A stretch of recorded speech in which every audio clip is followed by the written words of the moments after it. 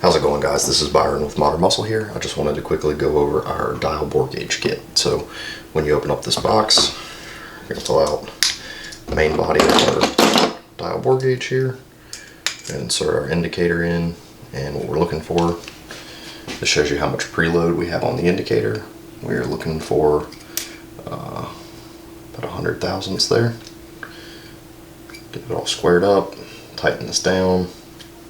Now you'll see when we push on our indicator here, it works.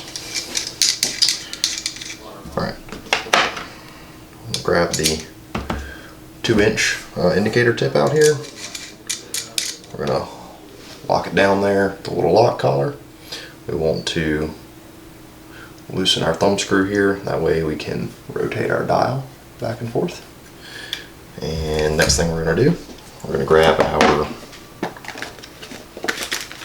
micrometer here.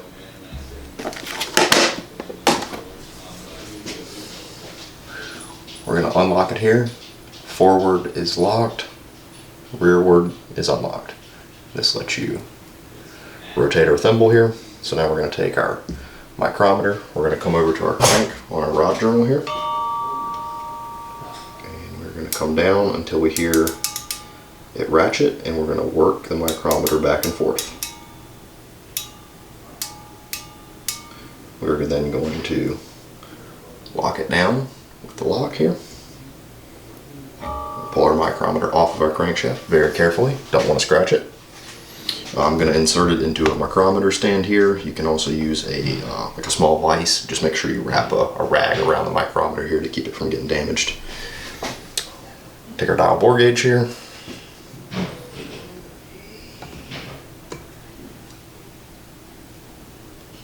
And what we're going to do is we're going to work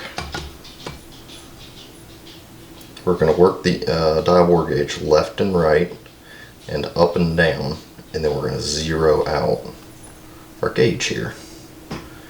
So get left and right and about 1,000th off.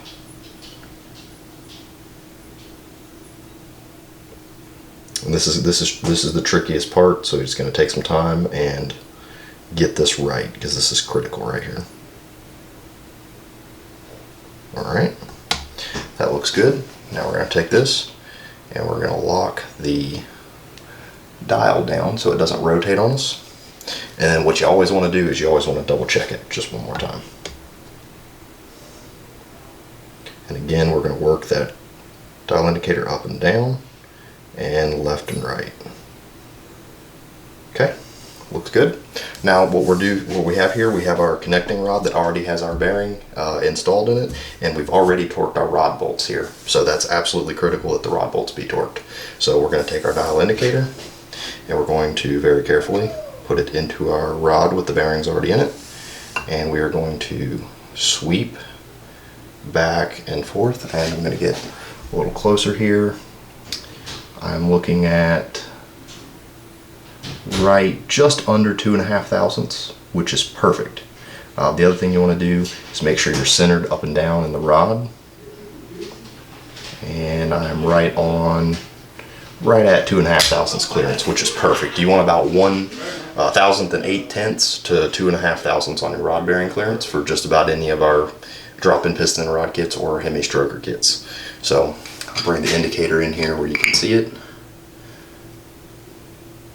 And that's all.